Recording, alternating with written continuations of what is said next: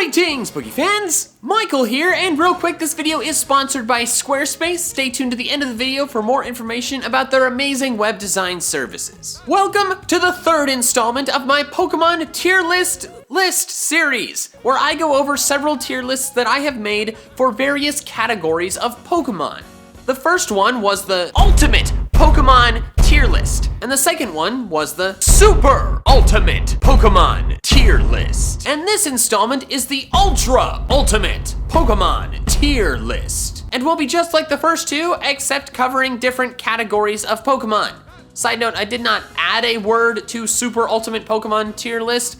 Instead, I just replaced super because I didn't want the title to get too long. There are 4 quick things you must know before we start going over the tier lists. Number 1 is that the tiering is based entirely on my own opinion and feelings toward these Pokemon, nothing to do with battle prowess. Number 2, this is the approximate significance of each tier. Number 3, the ordering within a tier is meaningless, it should just be Pokedex order. And number 4, whenever relevant, I only show the fully evolved members of the evolutionary lines, because if I did all stages, that'd be a lot. Also, it has come to my attention that in the last tier list video, I forgot Keldeo on the Mythicals tier list. So, there you go. It's in B tier. It's fine. And also clearly very forgettable. All right, that covers the intro stuff. Now let's start with the first tier list, the Alola forms. Alolan Dugtrio is extremely stupid. I know that its hair is supposed to be volcanic glass, but it just looks like they took Dugtrio and just put hair on it. It baffles me that they did not realize how stupid this would be. Alolan Persian is just plain ugly. I understand that it's based on round-faced cats, but they took it way too far. It looks like it swallowed a watermelon. I like Alolan Golem's railgun concept, but the fact that its body looks mostly the same as normal Golem, and then they just added a beard to it, makes it mostly unimpressive. Alolan Raticate and Alolan Exeggutor are in B tier because I think their design concepts are really creative and awesome, but they don't look cool enough to be one of my favorites. So they end up being nice Pokemon that I respect, but am mostly neutral toward. Alolan Sandslash is super cool. Turning its spikes into ice is just an awesome design feature. Alolan Muck is a dramatic improvement on Muck.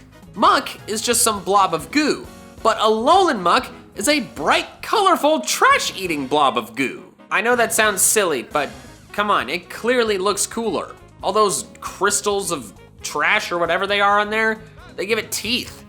That's fearsome. Alolan Raichu is really awesome. I think it looks a lot cuter than regular Raichu, and I think the design concept of it surfing on its own tail through the air is just so fun. Alolan Ninetales is my favorite Alola form, my favorite fairy type, and my favorite ice type.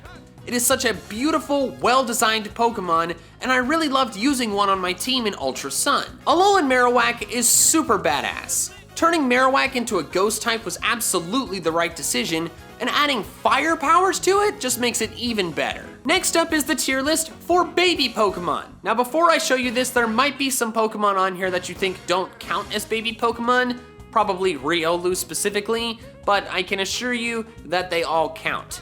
Baby Pokemon are defined as base form Pokemon that can evolve but cannot breed, and obviously legendary Pokemon are excluded.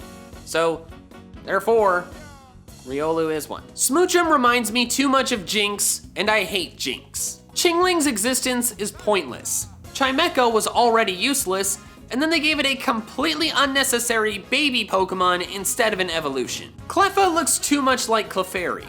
I actually got them mixed up frequently as a kid. Magby has the same butt on its head problem as Magmar, but it's got way too many butt cheeks and they're all over its head and it's just not a good look. Mime Jr. is cute, but its connection to Mr. Mime will make it so that I can never really like it. I think Happini's forehead lumps are really strange.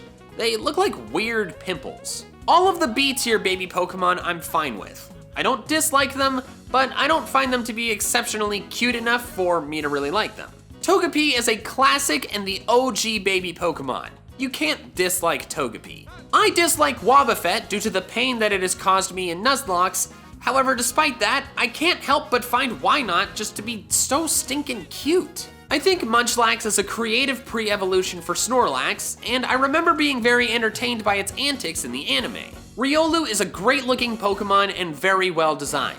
it is an excellent pre-evolution for Lucario. Pichu is just so incredibly cute. It is the cutest Pikachu clone out there if it counts as a Pikachu clone, and it is probably one of the cutest Pokemon out there, if not the cutest one of all of them, excluding cast form, of course. Mantike is in the same situation as Chingling, where it did not really need to exist, but it's just so incredibly cute, and oh my god, it has a smiley face on its back. Ah, it had to be an S tier. Next up is the tier list for fossils. Dun, dun, dun.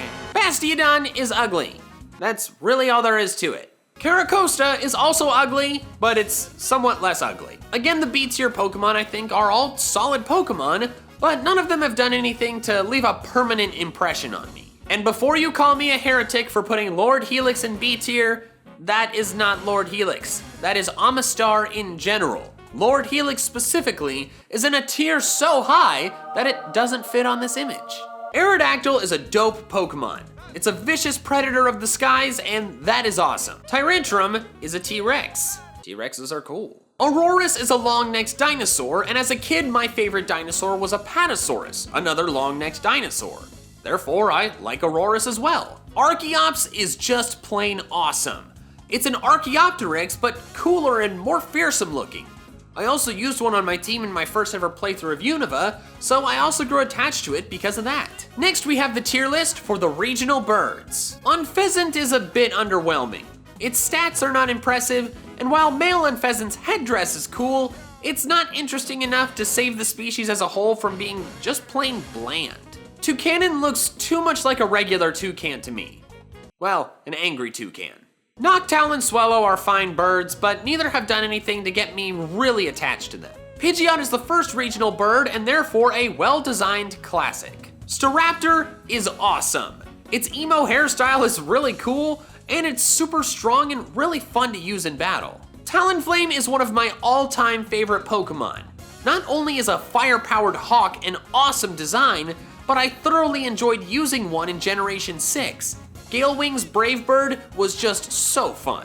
After the regional birds, I figured it made sense to follow that up with the regional rodents. And while not all of these Pokemon are technically based on rodents, they're all rodent-like mammals, which is close enough for me. Also, I should note that Lillipup will not be on this tier list because it isn't the regional rodent of Unova. Patrat and Watchog are.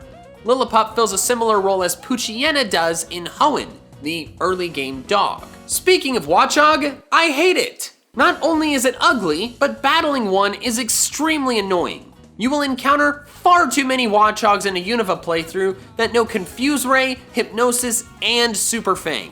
It is infuriating. Diggersby looks like a creepy, old, dirty, fat guy. It is a massive disappointment due to how cute Bunnelby is. Bibarel is not a good-looking Pokemon and doesn't have much going for it, but its usefulness as an HM slave got me to bump it up to C tier. I also don't really like Gumshoos because it reminds me too much of Donald Trump.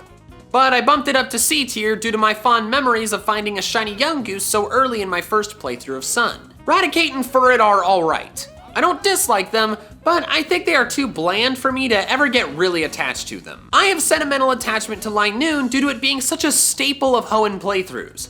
I also think it's the best looking Pokemon on this tier list. I don't love it, but it definitely deserves its spot in A tier. And the final tier list for this video is kind of a goofy category because I'm starting to run out of normal categories. And that is the Kings and Queens. That being any Pokemon that has King or some variation of Queen in its name. Sorry, Empoleon, no Emperors here. Also, I don't like you. Seaking is a bland fish with a horn. It does not need to exist. I don't know why they gave Slowpoke another evolution that is so similar to Slowbro. They just moved the shell onto its head and gave it a scarf. That's not unique enough to be warranted. Like most Pokemon in the B tiers, all of these B tier Pokemon I am perfectly fine with. They just don't stand out to me. Nidoqueen is cool and is really fun to use in battle. Kingdra is a super cool Pokemon and I want to use one on a playthrough team at some point. Water Dragon is just such an awesome typing. And Nidoking, of course, is awesome. It is a classic, fearsome monster that is one of the great mascots of Gen 1 kick-ass Pokemon. With all of these tier lists, clearly we've seen that Pokemon can range from high tier to low tier. However, a web design service that is definitely top tier is the sponsor for today's video, Squarespace. If you're looking to create a website, whether it's for your art, business, store, design, whatever, there is no better way to do it than Squarespace. Squarespace makes it really easy to build a beautiful website with their extremely user-friendly interface. And you get access to all sorts of amazing features like video backgrounds, scheduled posts, comments, and more, all without needing an additional plugin. Plus, you can purchase domains directly through Squarespace. So head to squarespace.com for a free trial, and when you're ready to launch, head to squarespace.com/MandJTV and use code MandJTV for 10% off your first purchase. So there we have it. That wraps it up for this installment of my tier list series. Let me know down in the comments below what other categories of Pokemon you want to see in future episodes. And if you enjoyed this video and want to see some more of my Pokemon content, I recommend this video here. All right, that's all I have for now. So until next time, Poke fans, gotta catch them all.